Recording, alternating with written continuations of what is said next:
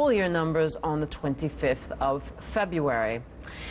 And then the Swiss luxury goods group Richemont took a hit as well after the firm spooked investors with its latest sales numbers. Sales growth in the key Asia-Pacific region slowed markedly to just 6%. Remember, this is the world's second largest luxury goods group, so it's an important bellwether for the sector. That's from double-digit percentage growth recorded last year. The company issued a cautious tone in the region, saying it was unclear how business patterns in Asia-Pacific would evolve in the near future.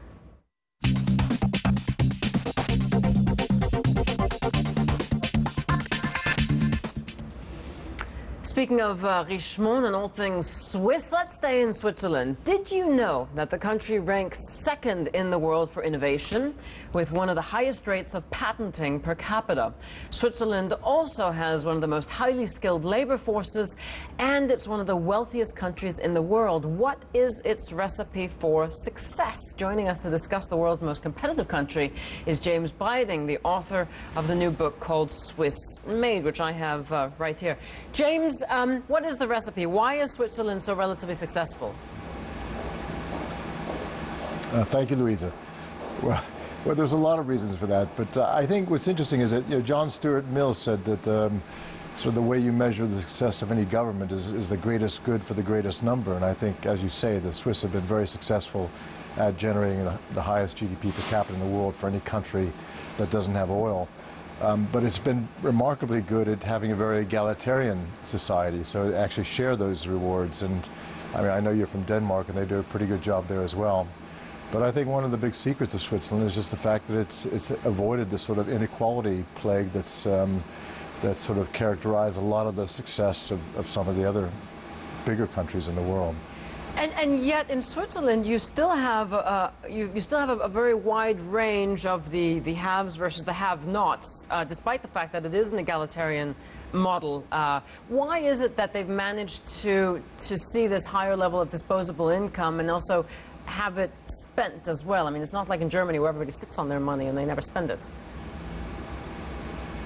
Yeah, I think a lot of that has to do with the education system. You know, public education system in Switzerland is outstanding. It's sort of seen as, you know, a little bit that you haven't succeeded if you weren't able to complete the public school system and have to go to private schools, which is the opposite you find in a lot of the elitist societies.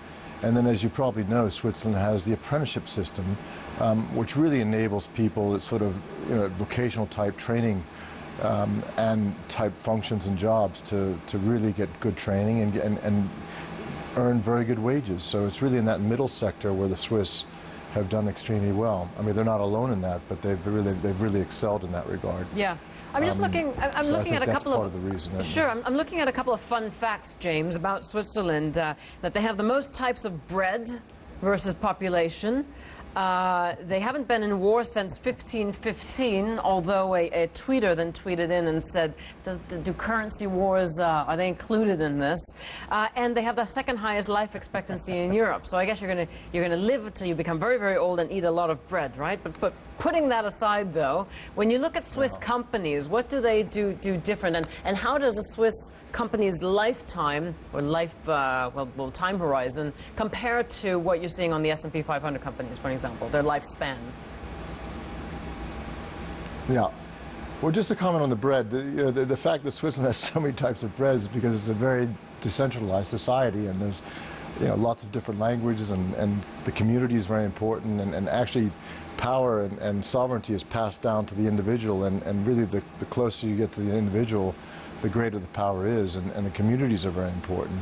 So because of that, you have a lot of diversity of you know, at local and community levels.